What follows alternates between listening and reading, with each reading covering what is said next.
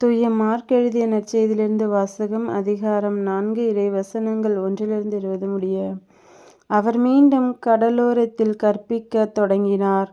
மாபெரும் மக்கள் கூட்டம் அவரிடம் ஒன்று கூடி வர, அவர் கடலில் நின்ற ஒரு படகில் ஏறி அமர்ந்தார்.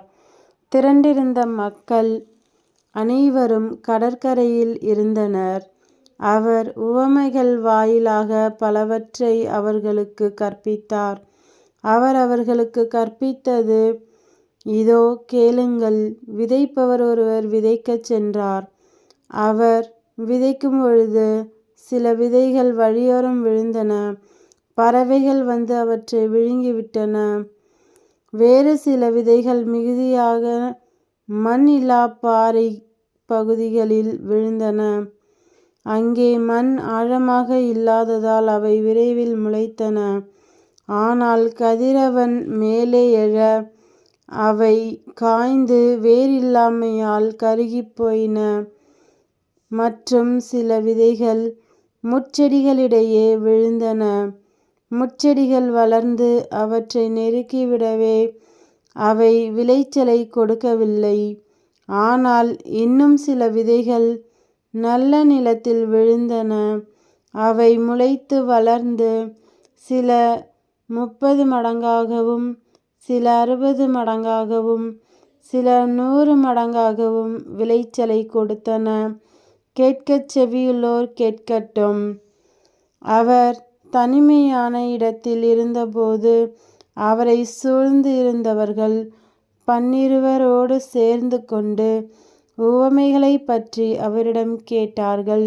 அதற்கு இயேசு அவர்களிடம், இறையாட்சியின் மறைபொருளை அறிய உங்களுக்கு கொடுத்து வைத்திருக்கிறது. புறம்பே இருக்கிறவர்களுக்கோ எல்லாம் உவமைகளாகவே இருக்கின்றன.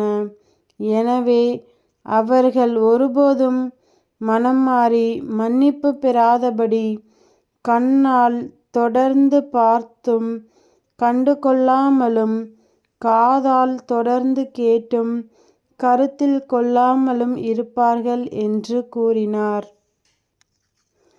மேலும் அவர் அவர்களை நோக்கி, இந்த உவமை உங்களுக்கு புரியவில்லையா? பின்பு எப்படி மற்ற உவமைகளை எல்லாம் நீங்கள் புரிந்து கொள்வீர்கள்? விதைப்பவர் இறைவார்த்தையை விதைக்கிறார். வழியோரம் விழுந்த விதைகளுக்கு ஒப்பானவர்கள் வார்த்தையை கேட்பார்கள். ஆனால் அதை கேட்டவுடன் சாத்தான் வந்து அவர்களுள் விதைக்கப்பட்ட வார்த்தையை எடுத்து விடுகிறான். பாறை பகுதியில் விதைக்கப்பட்ட விதைகளுக்கு ஒப்பானவர்கள் இறைவார்த்தையை கேட்டவுடன் அதை மகிழ்ச்சியோடு ஏற்றுக்கொள்வார்கள். ஆனால் அவர்கள் வேரற்றவர்கள், சிறிது காலமே நிலைத்திருப்பவர்கள்.